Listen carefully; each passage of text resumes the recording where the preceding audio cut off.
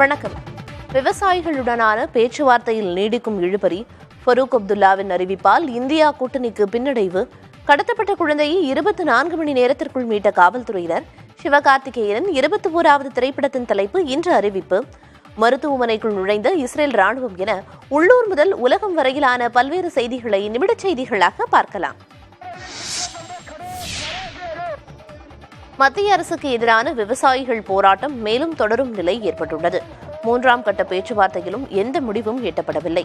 டெல்லியை நோக்கி பஞ்சாப், ஹரியானா, உத்தரப்பிரதேசம் ஆகிய மாநிலங்களைச் சேர்ந்த விவசாயிகள் பேரணியில் ஈடுபட்டனர்.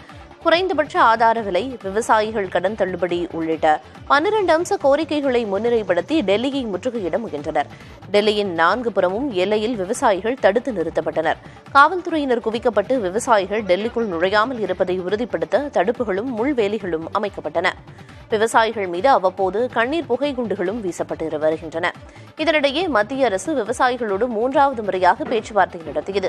மத்திய அமைச்சர்கள் அர்ஜுன் முண்டா, பியூஷ் கோயல் மற்றும் மாநில உள்துறை அமைச்சர் நித்யானந்த ராய் ஆகியோர் விவசாயிகளோடு பேச்சுவார்த்தை நடத்தினர். மாலையில் தொடங்கிய பேச்சுவார்த்தை நள்ளிரவு வரை நடைபெற்றது. இதில் எந்த முடிவும் எட்டப்படவில்லை. இருப்பினும் பேச்சுவார்த்தை சுமூகமாக இருந்ததாக மத்திய அமைச்சர் அர்ஜுன் முண்டா தெரிவித்துள்ளார்.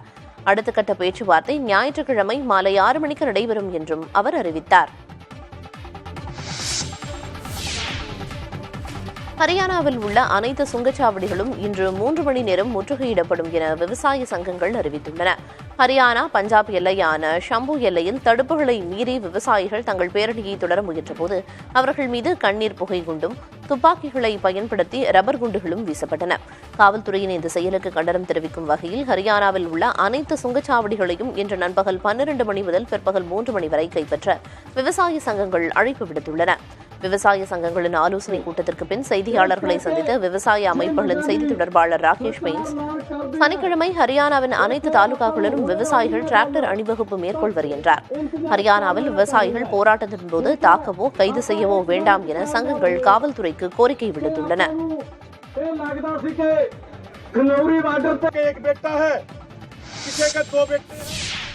இந்திய ராணுவத்தினர் போரிடுவது போல் விவசாயிகள் தலைநகரில் போராடுகின்றனர் என காங்கிரஸ் முன்னாள் தலைவர் ராகுல் காந்தி தெரிவித்துள்ளார். பீகார் மாநிலம் அவுரங்காபாத்தில் நடைபெற்ற பொதுக்கூட்டத்தில் உரையாற்றிய ராகுல் காந்தி, தலைநகரில் உரிமைக்காக போராடும் விவசாயிகள் மீது எந்த தவறும் இல்லை என்றும் விவசாயிகள் மீது நடத்தப்படும் தாக்குதல் ஏற்கத்தக்கது அல்ல என்றும் கூறினார். காங்கிரஸ் ஆட்சியின் போது விவசாயிகளுக்கு கடன் தள்ளுபடி செய்யப்பட்டன. பிரதமர் நரேந்திர மோடி தலைமையிலான அரசு பணக்காரர்களுக்கு மட்டும் தள்ளுபடி செய்துள்ளது என ராகுல் காந்தி விமர்சித்துள்ளார். தொடர்ந்து பேசிய அவர், அயோத்தி ராமர் கோவில் திறப்பு விழாவில் ஒரு விவசாயியோ ஒரு தொழிலாளியோ சாதாரண மனிதனோ கலந்து கொள்ள வாய்ப்பு அளிக்கப்படவில்லை என குற்றம் சாட்டிய அவர், காங்கிரஸ் ஆட்சிக்கு வந்தால் முன்னதாக கூறியது போல் விவசாயிகளின் முக்கிய கோரிக்கைகள் நிறைவேற்றப்படும் என மீண்டும் ஒருமுறை அறிவித்தார்.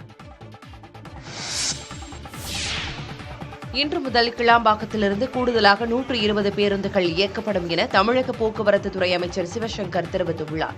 கிளாம்பாக்கம் பேருந்து நிலையத்தில் ஆய்வு செய்த பிறகு செய்தியாளர்களை சந்தித்த அவர், கிளாம்பாக்கத்திலிருந்து இயக்கப்படும் பேருந்துகள் குறித்து வதந்தி பரப்புவோர் மீது நடவடிக்கை எடுக்கப்படும் என எச்சரித்துள்ளார். அரசு விரைவு போக்குவரத்து கழகம் 361 பேருந்துகளை இயக்குகிறது. அதேபோல அரசு போக்குவரத்து கழகங்கள் 734 பேருந்துகள் ஏற்கனவே இயங்கிக் கொண்டிருந்தது. இனி இன்றைக்கு மாலையிலிருந்து இன்னும் கூடுதலாக 120 பேருந்துகள் எந்த அளவிற்கு மாதாவரத்துக்கு பிரித்து கொடுக்கப்பட்டதோ அதே அளவிற்கான எண்ணிக்கை இங்கிருந்தும் இயங்கும். எனவே இனி கோயம்பேட்டிலிருந்து எந்த எண்ணிக்கையில் பேருந்து இயங்கியதோ அதே எண்ணிக்கையில் இயங்கும். எனவே இனி இந்த வதந்திகளை பரப்ப வேண்டிய தேவையில்லை. ஒரு தனியார் யூடியூப் சேனல் தான் இந்த பிரச்சனை அத்தனைக்கும் காரணம் என்பது கண்டறியப்பட்டிருக்கிறது. அவர்கள் தான் பலருக்கும் அந்த வீடியோவை பரப்பியிருக்கிறார்கள். அது வதந்தி பரப்புவதற்காக திட்டமிட்டு செய்த ஒரு செயலாகத்தான் தெரிகிறது. அது துறை ரீதியான நடவடிக்கை இருக்கும். 12 மணிக்கு மேல் தங்களுடைய பயணத்தை திட்டமிட வேண்டாம் என்பதுதான் நான் வைக்கின்ற வேண்டுகோள். காரணம், அவர்களுக்கும் பாதுகாப்பல்ல, அது மக்களுக்கும் பாதுகாப்பானதல்ல. புதுச்சேரி கடற்கரையில் கடத்தப்பட்ட பெண் குழந்தையை காவல்துறையினர் 24 மணி நேரத்திற்குள் பத்திரமாக மீட்டனர். லாஸ்பேட்டையைச் சேர்ந்த முத்துப்பாண்டி விஜயலட்சுமி தம்பதி கடற்கரை சாலையில் பொம்மை விற்பனை செய்து வருகின்றனர். வழக்கமான விற்பனையில் ஈடுபட்டுக் கொண்டிருந்த போது அருகில் விளையாடிக் கொண்டிருந்த அவர்களது 3½ வயது பெண் குழந்தை மாயமானது. இதுகுறித்து காவல்துறையினரிடம் புகார் அளித்த நிலையில் சிசிடிவி காட்சிகளின் அடிப்படையில் காவல்துறையினர் தேடுதலில் ஈடுபட்டனர். 2 இளைஞர்கள் அக்குழந்தைக்கு சாக்லேட் வாங்கி கொடுத்து அழைத்துச் சென்றதை கண்டறிந்த காவல்துறை 2 இளைஞர்களை கைது செய்து விசாரணை நடத்தியது. அதில் காரைக்காலுக்கு குழந்தையை அழைத்துச் சென்று விட்டதாக தெரிவித்தனர். காரைக்கால் காவல் கண்காணிப்பாளர் மனிஷ் தலைமையில் களமிறங்கிய காவல்துறை அந்த இளைஞர்கள் ஒரு பெண்ணிடம் குழந்தையை கொடுத்து விட்டு வந்தது தெரியவந்தது. இதனையடுத்து காரைக்கால் முழுவதும் காவல்துறையினர் சோதனை நடத்தியதில் அப்பெண்ணை கண்டறிந்து குழந்தையை மீட்டு பெற்றோரிடம் ஒப்படைத்தனர்.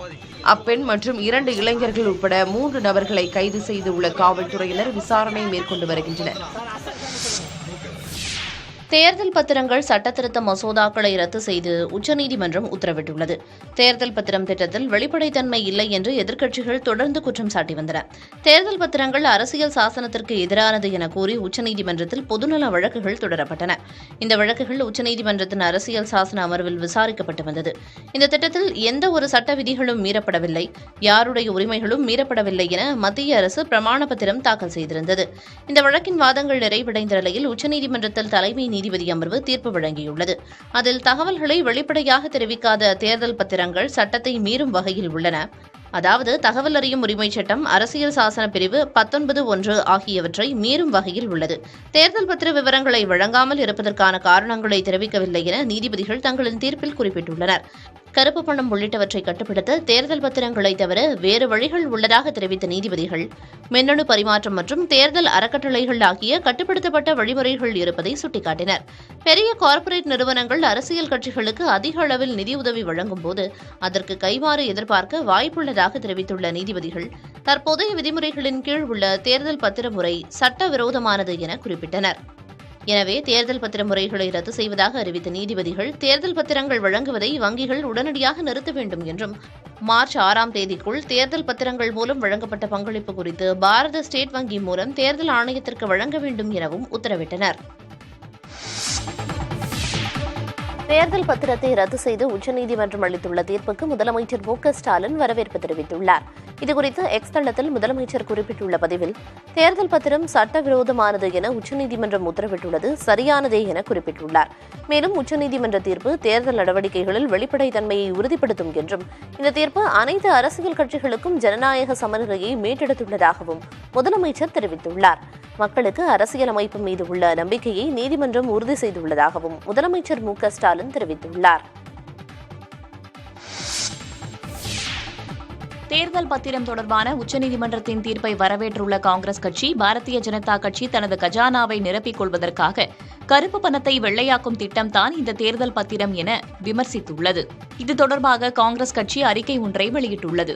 நாட்டில் செயல்படுத்தப்பட்ட அனைத்து திட்டங்களைப் போல இந்த திட்டமும் பாரதிய ஜனதாவுக்கு மட்டுமே ஆதாயம் பெற்று தந்ததாகவும் குற்றம் சாட்டியுள்ளது. தேர்தல் பத்திரங்களில் 95 விழுக்காடு பாரதிய ஜனதாவுக்கு சென்று சேர்ந்திருப்பதையும் காங்கிரஸ் கட்சி சுட்டிக்காட்டியுள்ளது.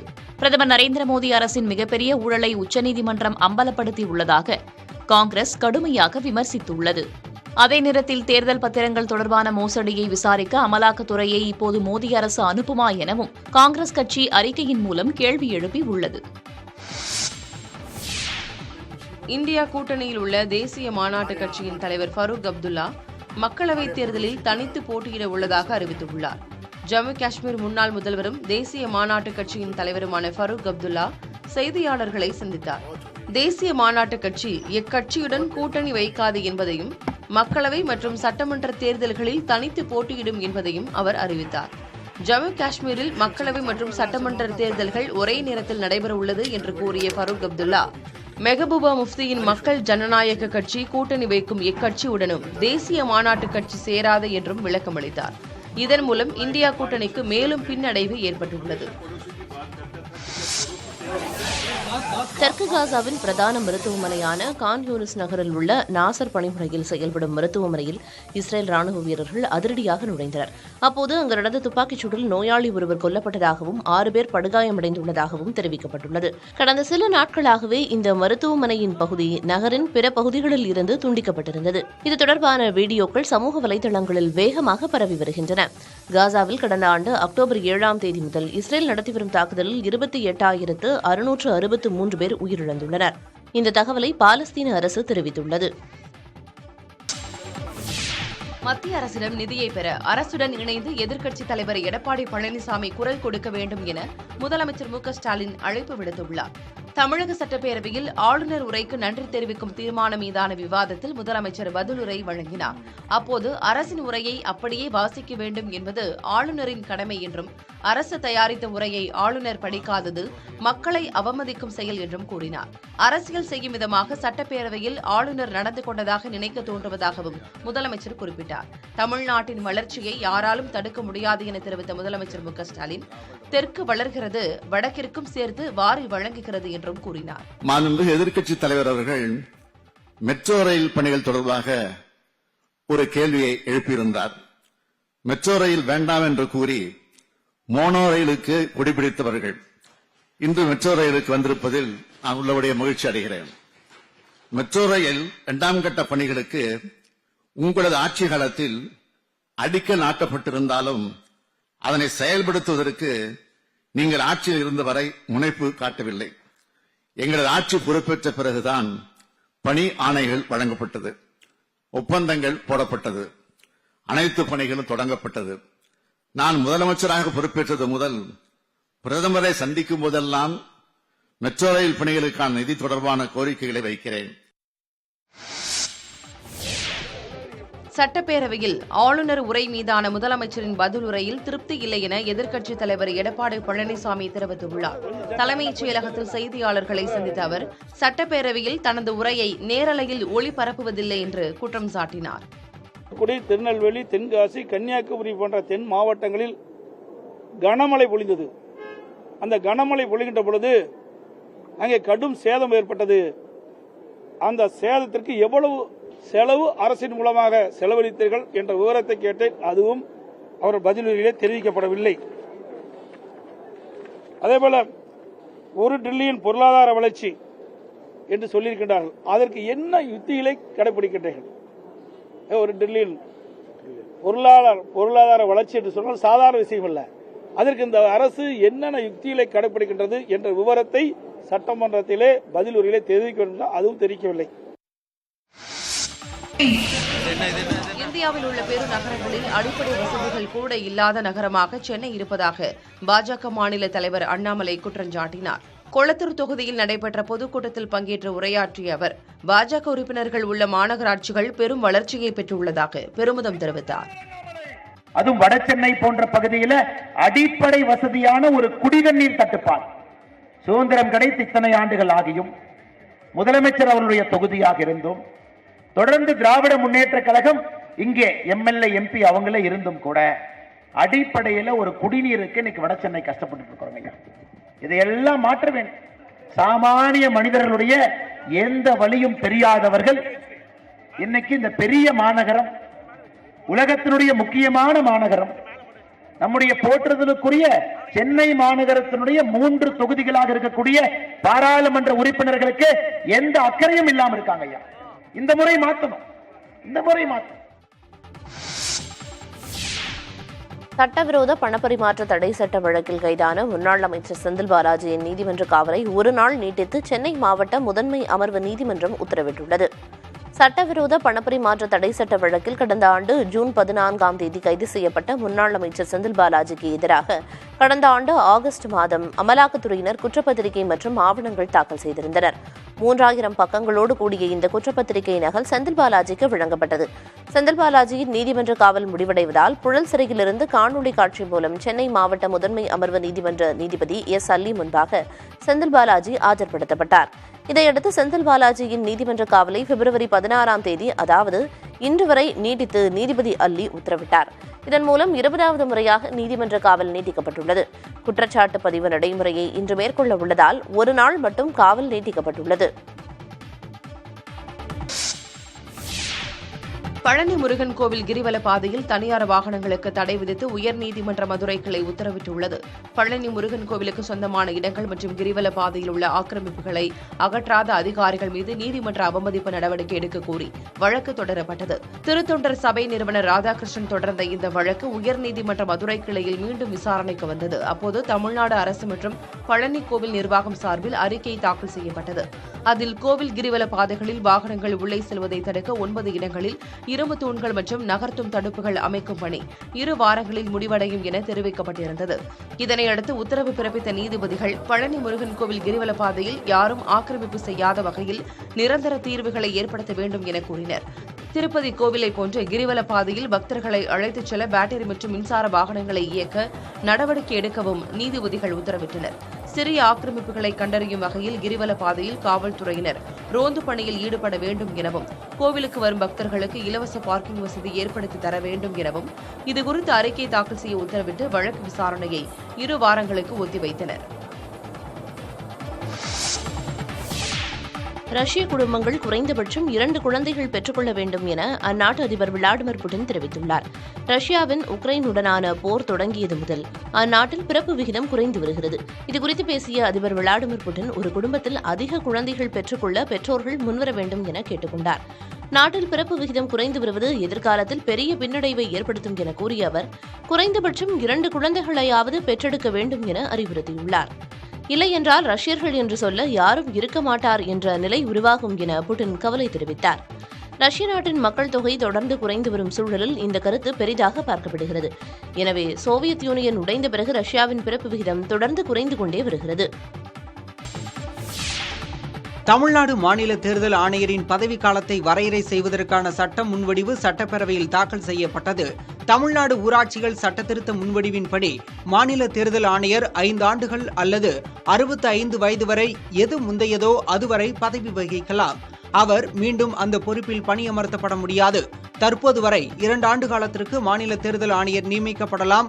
பதவிக்காலம் முடிந்ததும் 2 முறை மறு நியமனம் செய்யப்படலாம் என்ற நடைமுறையே இருந்து வருகிறது.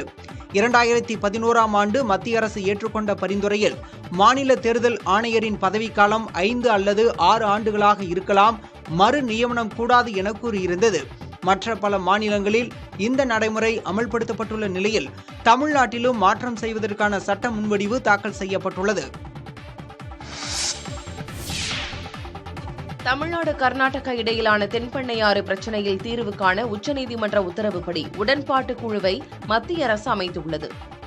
தமிழக அரசு தரப்பில் உச்சநீதிமன்றத்தில் கடந்த 2020ஆம் ஆண்டு தாக்கல் செய்யப்பட்ட மனுவில் தென்பெண்ணையாற்றில் தடுப்பணை கட்டுவது தொடர்பான விவகாரத்தில் 2 மாநில பிரச்சினையை தீர்க்கும் விதமாக புதிய தீர்ப்பாயம் அமைக்கப்பட வேண்டும் என வேண்டுகோள் வைக்கப்பட்டது. இந்த வழக்கை விசாரித்த உச்சநீதிமன்றம் புதிய தீர்ப்பாயம் அமைக்க மத்திய அரசுக்கு காலக்கெடு விதித்திருந்தது. பல நேரங்களில் தீர்ப்பாயம் அமைக்காமல் காலதாமதம் செய்ததற்கு மத்திய அரசுக்கு உச்சநீதிமன்றம் கண்டனம் தெரிவித்திருந்தது. இந்நிலையில் இந்த விவகாரத்தில் தீர்வு காண உடன்பாட்டு குழு ஒன்று மத்திய அரசால் அமைக்கப்பட்டுள்ளது. மத்திய நீர்வள ஆணைய தலைவர் தலைமையில் குழு அமைக்கப்பட்டிருக்கும் நிலையில் இந்த குழுவின் முதல் கூட்டம் வருகிற 21ஆம் தேதி நடைபெறவுள்ளது. மக்களவைத் தேர்தலில் திமுக சார்பில் வேட்பாளராக போட்டியிட விருப்பமனு அளிக்கலாம் என அக்கட்சியின் பொதுச் செயலாளர் துரைமுருகன் அறிவித்துள்ளார். துரைமுருகன் வெளியிட்டுள்ள அறிக்கையில், திமுக சார்பில் மக்களவைத் தேர்தலில் போட்டியிட மார்ச் 1 முதல் 7ஆம் தேதி மாலை 6 மணி வரை விருப்பமனுவை பூர்த்தி செய்து அண்ணா அறிவாலயத்தில் உள்ள தலைமைக் கழகத்தில் வழங்கலாம் என தெரிவித்துள்ளார். விருப்பமனுவுக்கான வேட்பாளர் விண்ணப்ப கட்டணம் 50,000 ரூபாயாகவும் விண்ணப்ப படிவத்திற்கு 2,000 கட்டணமாகவும் நிர்ணயிக்கப்பட்டுள்ளதாக தெரிவித்துள்ளார். திமுக சார்பில் வேட்பாளராக போட்டியிட விரும்புவோருக்கான விண்ணப்ப படிவங்கள் வரும் 19ஆம் தேதி முதல் வழங்கப்படும் எனவும் திமுக பொதுச் செயலாளர் துரைமுருகன் தெரிவித்துள்ளார். புதுச்சேரி சட்டப்பேரவை வரும் 22ஆம் தேதி கூடவுள்ளதாக சபாநாயகர் செல்வம் அறிவித்துள்ளார். அன்றைய தினமே இடைக்கால பட்ஜெட்டை முதலமைச்சர் ரங்கசாமி தாக்கல் செய்ய உள்ளதாக தெரிவித்த அவர், புதிய சட்டப்பேரவை கட்டடம் தொடர்பான கேள்விக்கு கோப்பு 5 மாதங்களாக ஆளுநர் மாளிகையில் உள்ளதாக தெரிவித்தார்.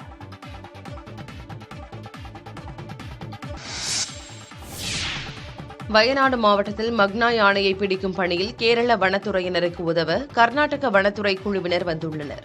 குறிப்பிட்ட மக்னா யானை கர்நாடக மாநிலம் பேரூர் பகுதியில் மக்களை அச்சுறுத்திய போது இந்த குழுவினர்தான் அதை பிடித்து வனப்பகுதிக்குள் விட்டனர்.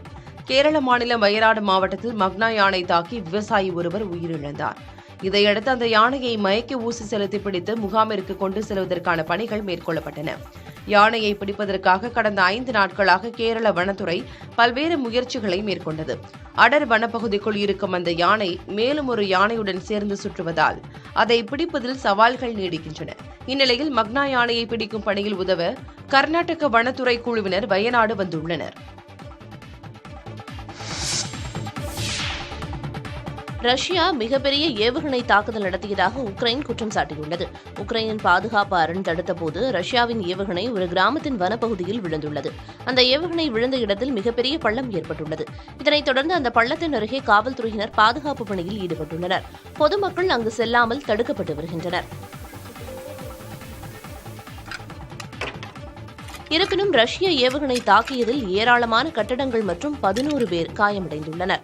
இந்த மாதத்தில் ரஷ்யா நடத்தும் 2வது ஏவுகணை தாக்குதல் இது என்று உக்ரைன் பாதுகாப்புத்துறை தெரிவித்துள்ளது. ரஷ்யா உக்ரைன் இடையிலான போர் தொடங்கப்பட்டு 2 ஆண்டுகள் நிறைவடைய உள்ளது.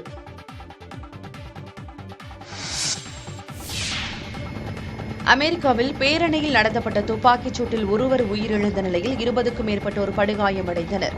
அமெரிக்காவில் அண்மையில் நடந்த ரக்பி தொடர் விளையாட்டுப் போட்டியில் உள்ளூர் அணியான கன்சாஸ் சிட்டி சூப்பர் பவுல் வெற்றி பெற்றது. இதை கொண்டாடும் விதமாக சூப்பர் பவுல் அணி ரசிகர்கள் ஆயிரக்கணக்கானோர் கன்சாஸ் நகரில் பேரணியாக சென்றனர். அப்போது ரசிகர்கள் கூட்டத்தில் இருந்த மர்ம நபர்கள் கண்மூடித்தனமாக துப்பாக்கிச் சூடு நடத்தினர். இதையடுத்து ரசிகர்கள் நாலாபுரமும் சிதறி ஓடினர். துப்பாக்கிச் சூட்டில் ஒருவர் உயிரிழந்த நிலையில் 21 நபர்கள் படுகாயமடைந்தனர். இதில் பலரின் நிலைமை கவலைக்கிடமாக உள்ளதாக கூறப்படுகிறது. அமெரிக்காவை உலுக்கியுள்ள இந்த துப்பாக்கிச்சூடு சம்பவம் தொடர்பாக சந்தேகத்தின் பேரில் 3 நபர்களை பிடித்து காவல்துறையினர் விசாரித்து வருகின்றனர். இந்தியா இங்கிலாந்து இடையேயான 3வது டெஸ்ட் போட்டியில் களமிறங்கிய சர்ஃபராஸ் கானை கண்டு அவரது தந்தை கண்ணீர் விட்டு நிகழ்ந்த காட்சி சமூக வலைதளங்களில் வைரலாகி வருகிறது. இந்தியா இங்கிலாந்து இடையேயான 3வது டெஸ்ட் போட்டி ராஜ்கோட்டில் தொடங்கியது. இதில் டாஸ் வென்ற இந்திய அணி முதலில் பேட்டிங்கை தேர்வு செய்தது. இந்திய வீரர் சர்ஃபராஸ் கான் இந்த டெஸ்ட் மூலம் சர்வதேச கிரிக்கெட்டில் அறிமுகமாகியுள்ளார். அவருக்கான டெஸ்ட் அணி தொப்பியை கிரிக்கெட் ஜாம்பவான் அனில் கும்ப்ளே வழங்கினார். 7 ஆண்டுகளாக ரஞ்சி தொடரில் சாதித்தும் வாய்ப்பு கிடைக்காததால் வேதனையுடன் இருந்த சர்ஃபராஸ் கானின் தந்தை நௌஷத் கான் இன்று தனது மகனுக்கு இந்திய டெஸ்ட் அணியில் விளையாட வாய்ப்பு கிடைத்ததை எண்ணி அவரை கட்டிப்பிடித்து கண்ணீர் விட்டு அழுதார்.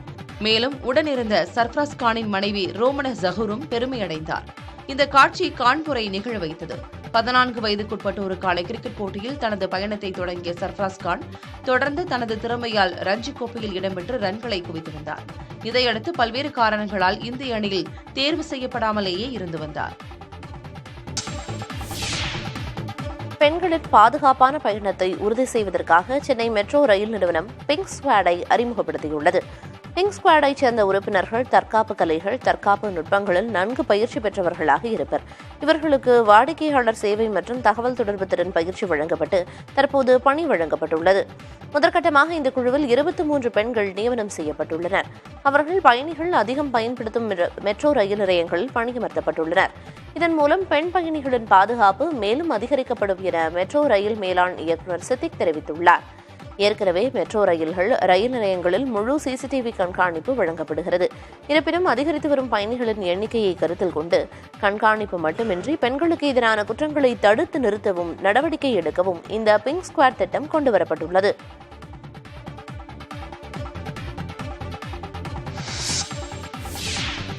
கோவில்பட்டி ரயில் நிலையத்தில் தமிழ் தெரியாத ஊழியர்கள் டிக்கெட் கவுண்டர்களில் இருப்பதால் பயணிகள் கடும் அவதிக்கு உள்ளாகி வருவதாக குற்றஞ்சாட்டியுள்ளனர். தூத்துக்குடி மாவட்டம் கோவில்பட்டி ரயில் நிலையத்தில் தட்கல் டிக்கெட் பதிவு செய்ய பயணிகள் நீண்ட வரிசையில் காத்திருந்தனர்.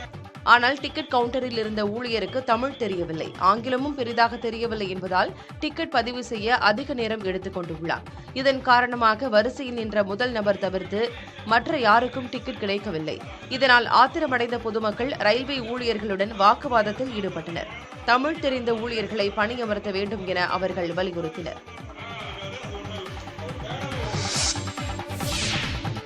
கோவையில் மை V3 விளம்பர நிறுவனத்தின் உரிமையாளர் சக்தி ஆனந்தனிடம் விசாரணை நிறைவடைந்த நிலையில் மீண்டும் நீதிமன்றத்தில் ஆஜர்படுத்தப்பட்டு கோவை மத்திய சிறையில் அடைக்கப்பட்டார். கோவையை தலைமையிடமாக கொண்டு செயல்பட்டு வந்த மை V3 ஆட்ஸ் என்ற நிறுவனத்தின் மீது கோவை மாநகர காவல்துறை மற்றும் மாவட்ட ஆட்சியரிடம் சிலர் புகார் அளித்தனர். இதனையடுத்து தன் நிறுவனத்தின் மீது புகார் அளித்தவர்கள் மீது நடவடிக்கை எடுக்க கோரி அந்த நிறுவன உரிமையாளர் சக்தி ஆனந்தன் தனது நிறுவன ஊழியர்கள் மற்றும் வாடிக்கையாளர்களுடன் கோவை மாநகர காவல் ஆணையர் அலுவலகத்தில் கடந்த 10ஆம் தேதி போராட்டம் நடத்தினார். அப்போது சக்தி ஆனந்தை அரசு ஊழியர்களை பணி செய்ய விடாமல் தடுத்தல் உட்பட 2 பிரிவுகளில் ரேஸ்கோர்ஸ் காவல்துறையினர் கைது செய்தனர். அவரிடம் பிற்பகல் வரை விசாரணை மேற்கொண்ட பந்தய சாலை காவல்துறையினர் விசாரணைக்கு பின்னர் நீதிமன்றத்தில் ஆஜர்படுத்தினர். அவரை மீண்டும் நீதிமன்ற காவலில் வைக்க 4வது குற்றவியல் நடுவர் நீதிபதி சரவணபாபு உத்தரவிட்டதை தொடர்ந்து கோவை மத்திய சிறையில் அவர் அடைக்கப்பட்டார். பாஜக ஓபிசி அணி மாநில பொதுச் செயலாளர் திருச்சி சூர்யாவுக்கு காவல்துறை பாதுகாப்பு அளிக்க முடியாது என தமிழக அரசு திட்டவட்டமாக தெரிவித்துள்ளது. தனக்கு காவல்துறை பாதுகாப்பு வழங்க கோரி திருச்சி சூர்யா தாக்கல் செய்த மனு உயர்நீதிமன்ற மதுரை அமர்வில் விசாரணைக்கு வந்தது. அப்போது மனுதாரர் மீது குற்ற வழக்குகள் நிலுவையில் உள்ளதால் அவருக்கு காவல்துறை பாதுகாப்பு அளிக்க முடியாது என அரசு தரப்பில் நீதிமன்றத்தில் தெரிவிக்கப்பட்டது. இதனை பதிவு செய்து கொண்ட நீதிபதி தண்டபாணி மனுதாரர் பற்றி நீதிமன்றத்துக்கு தெரியும் என கூறியதுடன் தற்போதைய சூழலில் இரு காவலர்களை ஒருவர் பாதுகாப்பிற்காக வைத்துக் கொள்வது ஃபேஷனாக மாறிவிட்டதாக தெரிவித்தார். காவல்துறை பாதுகாப்பு கேட்டு தாக்கல் செய்த மனுவை திருச்சி சூர்யா தரப்பு திரும்ப பெற்றுக் கொண்ட நிலையில் மனுவை தள்ளுபடி செய்து நீதிபதி தண்டபாணி உத்தரவிட்டார். ஸ்ரீவைகுண்டத்தில் பிரேத பரிசோதனை அறையை சுற்றி தேங்கியிருந்த மழைநீர் தாமிரபரணி ஆற்றில் கலந்துவிடப்பட்டதற்கு எதிர்ப்பு தெரிவித்து தாமிரபரணி பாதுகாப்பு இயக்கத்தினர் வட்டாட்சியரிடம் மனு அளித்தனர். தூத்துக்குடி மாவட்டத்தில் கடந்த டிசம்பர் மாதம் பெய்த கனமழையால் ஸ்ரீவைகுண்டம் அரசு மருத்துவமனையில் உள்ள பிரேத பரிசோதனை அறையை சுற்றி 4 அடி உயரத்துக்கு கடந்த 50 நாட்களுக்கு மேலாக மழைநீர் தேங்கி நின்றது. மேலும் அதே பகுதியில் ஸ்ரீவைகுண்டம் பேரூராட்சியில் சேகரிக்கப்படும் குப்பைகள், கோழி இறைச்சி கழிவுகள், இறந்த கால்நடைகளும் வீசி செல்லப்பட்டன. இந்நிலையில் சாலையை உடைத்து 50 நாட்களாக தேங்கி நின்ற கழிவுநீர் அனைத்தையும் அருகே இருந்த தாமிரபரணி ஆற்றில் திறந்துவிட்டுள்ளனர். ஆற்றில் அமைக்கப்பட்டுள்ள 50க்கும் மேற்பட்ட உரை கிணறுகள் மூலம் 100க்கும் மேற்பட்ட குக் கிராமங்களுக்கு குடிநீர் வழங்கப்பட்டு வருகிறது. கழிவுநீர் தற்போது கலந்து உள்ளதால் அதை பயன்படுத்தும் மக்களுக்கு நோய் தொற்று அபாயம் ஏற்பட்டுள்ளது. இந்நிலையில் ஸ்ரீவைகுண்டம் வட்டாட்சியர் அலுவலகத்திற்கு வந்த தாமிரபரணி பாதுகாப்பு இயக்கத்தினரும் விவசாய சங்கத்தினரும் இதுகுறித்த புகார் மனுவை அளித்தனர். இதயத்தில் கத்திக்குத்து ஏற்பட்டு படுகாயமடைந்த சிறுவனை திருநெல்வேலி அரசு மருத்துவக் கல்லூரி மருத்துவமனை மருத்துவர்கள் காப்பாற்றியுள்ளனர். கடந்த மாதம் தென்காசி மாவட்டத்தைச் சேர்ந்த 11 வயது சிறுவனின் மார்பில் கத்திரிக்கோல் குத்தியதில் படுகாயமடைந்தார். பின் திருநெல்வேலி அரசு மருத்துவக் கல்லூரி மருத்துவமனையில் அனுமதிக்கப்பட்டிருந்த அவருக்கு தீவிர சிகிச்சை அளிக்கப்பட்டது. பணியில் இருந்த மருத்துவர்கள் துரிதமாக செயல்பட்டு உடனடியாக அறுவை சிகிச்சை செய்ய முடிவெடுத்தனர். 30 நிமிடங்களில் அதற்கான ஆயத்த பணிகள் மேற்கொள்ளப்பட்டு 3 மணி நேரம் அந்த சிறுவனுக்கு அறுவை சிகிச்சை மேற்கொள்ளப்பட்டது. இதயத்தில் உள்ள தமனி பகுதியில் துளை விழுந்திருந்ததால் அதிக இரத்த இழப்பு ஏற்பட்டுள்ளது. பின் அதை சரி செய்து வெற்றிகரமாக அந்த சிறுவனை மருத்துவர்கள் காப்பாற்றினர். இதேபோல் கடையம் பகுதியில் சீல் வைத்த நிலையில் மருத்துவமனையில் அனுமதிக்கப்பட்ட மருத்துவ மாணவருக்கு நவீன உபகரணங்களை கொண்டு எண்டோஸ்கோபி முறையில் ஸ்டென்ட் பொருத்தி 15 நிமிடங்களில் குடல் சலத்தை மருத்துவர்கள் அகற்றியுள்ளனர். தமிழகத்தில் முதல் முறையாக நெல்லை மருத்துவமனையில்தான் இந்த சிகிச்சை மேற்கொள்ளப்பட்டுள்ளது.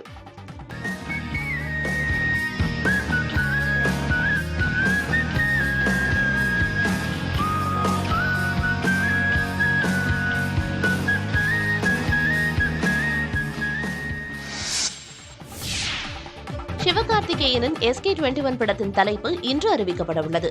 ரங்கூன் படத்தை இயக்கிய ராஜ்குமார் பெரியசாமி இயக்கும் இப்படத்தில் சிவகார்த்திகேயனோடு சாய் பல்லவி நாயகியாக நடிக்கிறார். GV பிரகாஷ் இப்படத்துக்கு இசையமைக்கிறார். படப்பிடிப்பு காஷ்மீரில் விறுவிறுப்பாக நடைபெற்று வருகிறது. இந்நிலையில் SK21 படத்தின் டைட்டில் டீசர் இன்று மாலை 5 மணிக்கு வெளியாகும் என படக்குழு வீடியோ ஒன்றை வெளியிட்டு அறிவித்திருந்தது. அதன்படி இன்று படத்தின் பெயர் வெளியாகும் என்பதால் ரசிகர்கள் உற்சாகத்தில் உள்ளனர். கமல்ஹாசனின் ராஜ்கமல் தயாரிப்பு நிறுவனத்தோடு இணைந்து சிவகார்த்திகேயன் நடித்து வரும் இப்படத்துக்கு ரசிகர்கள் மத்தியில் பெரும் எதிர்பார்ப்பு எழுந்துள்ளது. புதுச்சேரியில் பழைய காலத்தில் செய்வது போல் சினிமா விளம்பரம் செய்த நடிகர் ரவி மரியாவை பொதுமக்கள் பாராட்டினர். யுவர் பேக்கர்ஸ் நிறுவனம் தயாரிப்பில் இயக்குநர் கொட்டாச்சி இயக்கி நடிக்கும் கள்ளுமரம் திரைப்படம் வருகிற 16ஆம் தேதி வெளியாகிறது. புதுச்சேரியில் உள்ள திரையரங்குகளிலும் இப்படம் நாளை வெளியாகிறது. 60 ஆண்டுகளுக்கு முன்பு புதிய படங்கள் திரையரங்குகளுக்கு வரும்போது ரிக்ஷா மற்றும் மாட்டு வண்டிகளில் போஸ்டர்களை ஒட்டி துண்டு பிரசுரங்களை கொடுத்து விளம்பரம் செய்வார்கள். அதேபோன்று அந்த கால சினிமா விளம்பரங்களை நினைவு கூறும் வகையில் புதுச்சேரி அரியாங்குப்பத்தில் கள்ளுமரம் படக்குழுவினர் மாட்டு வண்டியில் போஸ்டர்களை ஒட்டி மைக் செட் போட்டு அனைவரையும் படம் பார்க்க கூவி கூவி அழைத்தனர்.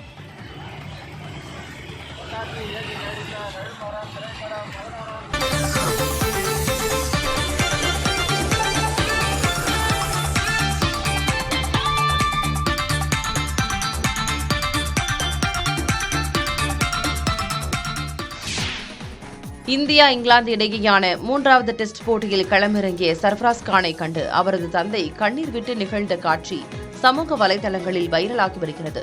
இந்தியா இங்கிலாந்து இடையேயான 3வது டெஸ்ட் போட்டி ராஜ்கோட்டில் தொடங்கியது. இதில் டாஸ் வென்ற இந்திய அணி முதலில் பேட்டிங்கை தேர்வு செய்தது. இந்திய வீரர் சர்ஃப்ராஸ் கான் இந்த டெஸ்ட் மூலம் சர்வதேச கிரிக்கெட்டில் அறிமுகமாகியுள்ளார். அவருக்கான டெஸ்ட் அணி தொப்பியை கிரிக்கெட் ஜாம்பவான் அனில் கும்ப்ளே வழங்கினார். 7 ஆண்டுகளாக ரஞ்சி தொடரில் சாதித்தும் வாய்ப்பு கிடைக்காததால் வேதனையுடன் இருந்த சர்ஃபராஸ் கானின் தந்தை நௌஷத் கான் இன்று தனது மகனுக்கு இந்திய டெஸ்ட் அணியில் விளையாட வாய்ப்பு கிடைத்ததை எண்ணி அவரை கட்டிப்பிடித்து கண்ணீர் விட்டு அழுதார். மேலும் உடனிருந்த சர்ஃபராஸ் கானின் மனைவி ரோமன ஜஹூரும் பெருமையடைந்தார். இந்த காட்சி கான்பூரை நிகழ வைத்தது. 14 வயதுக்குட்பட்டோருக்கான கிரிக்கெட் போட்டியில் தனது பயணத்தை தொடங்கிய சர்ஃபராஸ் கான் தொடர்ந்து தனது திறமையால் ரஞ்சி கோப்பையில் இடம்பெற்று ரன்களை குவித்து வந்தார். இதையடுத்து பல்வேறு காரணங்களால் இந்திய அணியில் தேர்வு செய்யப்படாமலேயே இருந்து வந்தார். இங்கிலாந்துக்கு எதிரான 3வது டெஸ்டில் ரோஹித் சர்மா மற்றும் ரவீந்திர ஜடேஜா சதமடித்து அசத்தினர். ராஜ்கோட்டில் நடைபெற்று வரும் 3வது டெஸ்டில் டாஸ் வென்ற இந்திய அணி பேட்டிங்கை தேர்வு செய்தது. ஜெய்ஸ்வால் 10 ரன்களிலும் சுப்மன் கில் ரன் எதுவும் எடுக்காமலும் ஆட்டமிழந்தனர். அடுத்து வந்த ரஜத் படிதார் 5 ரன்களில் ஆட்டமிழக்க இந்திய அணி சற்று தடுமாறியது. பின்னர் ஜடேஜாவுடன் ஜோடி சேர்ந்த ரோஹித் சர்மா நிதானமாக விளையாடி அணியை சரிவிலிருந்து மீட்டார். கேப்டன் ரோஹித் சர்மா சதமடித்து 131 ரன்களில் ஆட்டமிழந்தார். சிறப்பாக விளையாடிய ரவீந்திர ஜடேஜாவும் சதமடித்து அசத்தினார். அறிமுக வீரராக களமிறங்கிய ஷப்ராஸ் கான் அதிரடியாக அரை சதம் அடித்தார். முதல் நாள் ஆட்ட நேர முடிவில் இந்திய அணி 5 விக்கெட் இழப்பிற்கு 326 ரன்களை சேர்த்தது. இதன் மூலம் இந்திய அணி வலுவான நிலையை எட்டியுள்ளது. இந்தியாவுக்கு சுற்றுப்பயணம் மேற்கொண்டுள்ள இங்கிலாந்து அணி 5 டெஸ்ட் போட்டிகளில் விளையாடி வருகிறது. முதல் போட்டியில் இங்கிலாந்து வெற்றி பெற 2வது டெஸ்டில் இந்தியா வெற்றி கண்டு தொடரை சமன் செய்தது.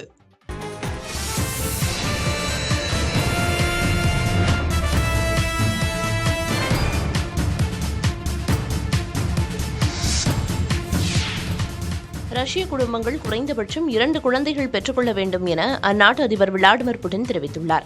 ரஷ்யாவின் உக்ரைனுடனான போர் தொடங்கியது முதல் அந்நாட்டில் பிறப்பு விகிதம் குறைந்து வருகிறது. இதுகுறித்து பேசிய அதிபர் விளாடிமிர் புடின் ஒரு குடும்பத்தில் அதிக குழந்தைகள் பெற்றுக்கொள்ள பெற்றோர்கள் முன்வர வேண்டும் என கேட்டுக்கொண்டார். நாட்டில் பிறப்பு விகிதம் குறைந்து வருவது எதிர்காலத்தில் பெரிய பின்னடைவை ஏற்படுத்தும் என கூறிய அவர் குறைந்தபட்சம் 2 குழந்தைகளையாவது பெற்றெடுக்க வேண்டும் என அறிவுறுத்தியுள்ளார். இல்லையென்றால் ரஷ்யர்கள் என்று சொல்ல யாரும் இருக்க மாட்டார் என்ற நிலை உருவாகும் என புடின் கவலை தெரிவித்தார். ரஷ்ய நாட்டின் மக்கள் தொகை தொடர்ந்து குறைந்து வரும் சூழலில் இந்த கருத்து பெரிதாக பார்க்கப்படுகிறது. எனவே சோவியத் யூனியன் உடைந்த பிறகு ரஷ்யாவின் பிறப்பு விகிதம் தொடர்ந்து குறைந்து கொண்டே வருகிறது. மாஸ்கோவில் கைது செய்யப்பட்ட இந்திய தூதரக ஊழியர் கனடா நாட்டைச் சேர்ந்த பெண் ஒருவரின் வலையில் விழுந்து இந்தியாவின் ரகசிய தகவல்களை பாகிஸ்தானுக்கு கசியவிட்டது விசாரணையில் தெரியவந்துள்ளது. ரஷ்ய தலைநகர் மாஸ்கோவில் பணிபுரிந்து வந்த சத்யேந்திர சிவால் என்பவர் சமீபத்தில் கைது செய்யப்பட்டார். ரகசிய தகவல்களை சிவால் கசியவிடுகிறார் என்கிற சந்தேகத்தில் உளவுத்துறை அவரை கண்காணித்து வந்ததாகவும் அவர் ஒரு திருமண விழாவில் கலந்து கொள்ள இந்தியா வந்தபோது கைது செய்யப்பட்டதாகவும் அதிகாரிகள் தெரிவித்தனர். ரஷ்ய தலைநகரில் உள்ள இந்திய தூதரகத்தில் பாதுகாப்பு அதிகாரியாக பணிபுரிந்து வந்த சத்யேந்திர சிவாலை தொடர்பு கொண்ட கனடா நாட்டு பெண் ஒருவர் அவரை தனது வலையில் வீழ்த்தியதாக விசாரணையில் தெரியவந்துள்ளது. மேலும் அந்த பெண் ரகசிய தகவல்களை தெரிவித்தால் பணம் கொடுப்பதாக பேரம் பேசி கிட்டத்தட்ட 25 லட்சம் ரூபாயை லஞ்சமாக கொடுத்துள்ளார். தனது வங்கிக் கணக்கில் இருந்த பணத்துக்கு சிவால் கணக்கு காட்ட முடியாமல் திணறியதாக விசாரணை அதிகாரிகள் தெரிவித்தனர். இந்தியாவின் வெளியுறவுக் கொள்கை மற்றும் ராணுவம் தொடர்பான தகவல்களை சத்யேந்திர சிவால் கனடா நாட்டு பெண் மூலம் கசியவிட்டதாக அதிகாரிகள் கண்டறிந்துள்ளனர். தனது குற்றங்களை அவர் ஒப்புக்கொண்ட நிலையில் உத்தரப்பிரதேச காவல்துறையின் தீவிரவாத ஒழிப்பு பிரிவு அவரிடம் விசாரித்து வருகிறது. வானிலை ஆய்வுக்கான இன்சாட் 3DS செயற்கைக்கோள் GSLV F-14 ராக்கெட் மூலம் நாளை விண்ணில் செலுத்தப்படுகிறது. இஸ்ரோ வடிவமைத்துள்ள இந்த அதிநவீன இன்சாட் 3DS செயற்கைக்கோள் மொத்தம் 2275 கிலோ எடை கொண்டது. இதில் 6 இமேஜிங் சேனல்கள் உட்பட 25 விதமான ஆய்வு சாதனங்கள் பொருத்தப்பட்டுள்ளன. இவை பூமியின் பருவநிலை மாறுபாடுகளை உன்னிப்பாக கண்காணித்து வானிலை ஆய்வுக்கான தகவல்களை துல்லியமாக நிகழ்நேரத்தில் வழங்கும். இதன் மூலம் புயல், கனமழை உட்பட இயற்கை பேரிடர்களை முன்கூட்டியே அறிந்து முன்னெச்சரிக்கை பணிகளை மேற்கொள்ளலாம். இந்த செயற்கைக்கோள் GSLV F-14 ராக்கெட் மூலம் ஸ்ரீஹரிகோட்டாவில் உள்ள சதீஷ் தவான் மையத்தின் 2வது ஏவுதளத்திலிருந்து நாளை மாலை 5:35 மணிக்கு விண்ணில் ஏவப்படுகிறது. ஏற்கனவே விண்ணில் செயல்பாட்டில் உள்ள இன்சாட் 3D மற்றும் 3DR செயற்கைக்கோள்களின் தொடர்ச்சியாகவே இந்த 3DS விண்ணில் செலுத்தப்பட உள்ளது. திருப்பதி ஏழுமலையான் கோயிலில் ரத சப்தமி உற்சவத்தை முன்னிட்டு மலையப்ப சுவாமி சூரிய பிரபை வாகனத்தில் எழுந்தருளினார். ரத சப்தமி உற்சவத்தின் முதல் நாளான இன்று உற்சவர் மலையப்ப சுவாமி வாகன மண்டபத்தில் சூரிய பிரபை வாகனத்தில் எழுந்தருளினார். தொடர்ந்து நடத்தப்பட்ட நைவேத்தியங்களுக்கு பின் கோயில் மாட வீதிகளில் பக்தர்களின் பக்தி கோஷங்களுக்கிடையே அதிகாலை முதல் ஏழுமலையாரின் சூரிய பிரபை வாகன சேவை நடைபெற்றது. அப்போது மாட வீதிகளில் காத்திருந்த பல்லாயிரக்கணக்கான பக்தர்கள் வழிபாடு மேற்கொண்டனர். தட்சிணாயன காலம் முடிந்து உத்தராயண காலம் தொடங்கியுள்ள நிலையில் இன்று சூரிய பகவான் வடதிசை நோக்கி தன்னுடைய பயணத்தை தொடங்கும் நாள் ரத சப்தமி என்று அழைக்கப்படுகிறது. கர்நாடக மாநிலம் கோலார் மாவட்டத்தில் நடைபெற்ற காங்கிரஸ் நிர்வாகிகள் கூட்டத்தில் KH முனியப்பா, ரமேஷ்குமார் ஆதரவாளர்களிடையே மோதல் ஏற்பட்டு கைகலப்பு உண்டானது. காங்கிரஸ் தேர்தல் பொறுப்பாளர்கள் PR ரமேஷ், ராஜ்குமார் ஆகியோர் தலைமையில் நடைபெற்ற இந்த கூட்டத்தில் ஒன்றிய, நகர, மாவட்ட தலைவர்கள் பங்கேற்றனர். அப்போது சட்டமன்ற உறுப்பினர் கோட்டூர் மஞ்சுநாத், முன்னாள் சபாநாயகரின் ஆதரவாளர்கள் உள்ளிட்டோர் எங்கள் தலைவரின் உருவப்படம் ஏன் பதாகையில் இடம்பெறவில்லை என்று கூறி வாக்குவாதத்தில் ஈடுபட்டதாக கூறப்படுகிறது. இதனைத் தொடர்ந்து வாக்குவாதம் கைகலப்பாக மாறி இருதரப்பினரிடையே அடிதடி தகராறாக மாறியிருக்கிறது. இதனையடுத்து கூட்டத்திலிருந்து வெளிநடப்பு செய்த KH முனியப்பா ஆதரவாளர் முழுபாகலு ஸ்ரீனிவாஸ், சட்டமன்ற உறுப்பினர் மஞ்சுநாத்தின் ஆதரவாளர்கள் என்னை வேண்டுமென்றே தாக்கியதாக குற்றம் சாட்டியிருக்கிறார்.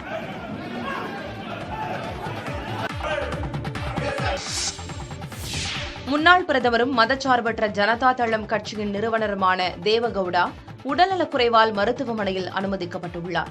சுவாச கோளாறு மற்றும் காய்ச்சல் ஏற்பட்டதாகவும் அதன் காரணமாக பெங்களூரில் உள்ள ஒரு தனியார் மருத்துவமனையில் அவர் அனுமதிக்கப்பட்டுள்ளதாகவும் தெரிவிக்கப்பட்டிருக்கிறது.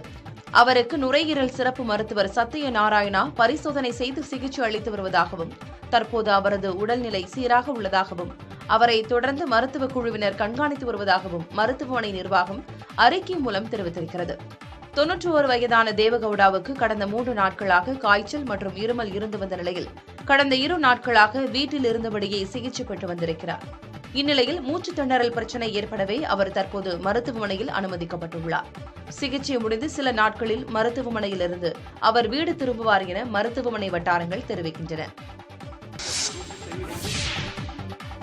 நாட்டின் ஏற்றுமதி சென்ற 3 மாதங்களில் இல்லாத அளவிற்கு ஜனவரி மாதத்தில் 3.12 விழுக்காடு அதிகரித்துள்ளதாக மத்திய அரசு தெரிவித்துள்ளது.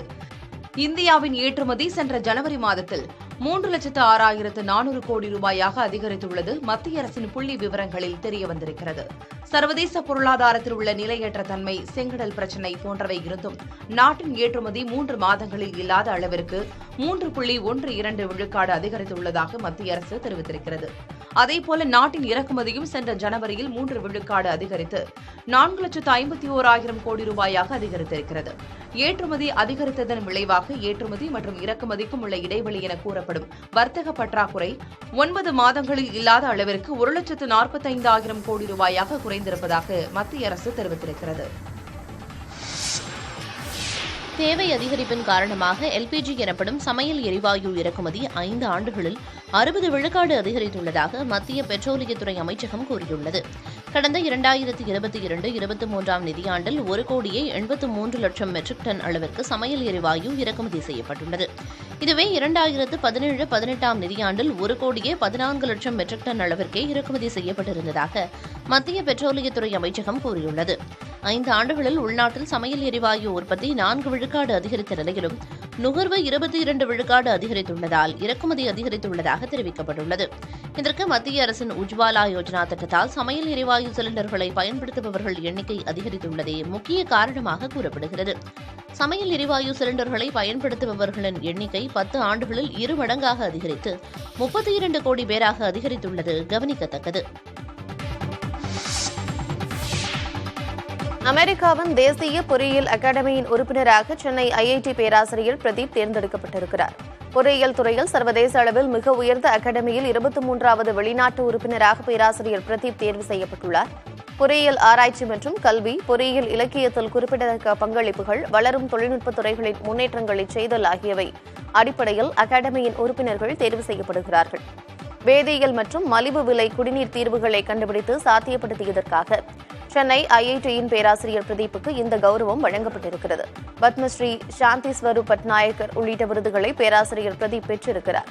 இவரது 100க்கும் அதிகமான கண்டுபிடிப்புகளுக்கு காப்புரிமைகளும் உள்ளன. ஃபிஃபா உலக கால்பந்து தரவரிசையில் இந்திய அணி 117வது இடத்துக்கு தள்ளப்பட்டது. கால்பந்து விளையாட்டில் சிறந்து விளங்கும் அணிகளின் தரவரிசை பட்டியலை சர்வதேச கால்பந்து கூட்டமைப்பான ஃபிஃபா வெளியிட்டது. இதில் இந்திய அணி 102வது இடத்திலிருந்து 117வது இடத்துக்கு தள்ளப்பட்டது.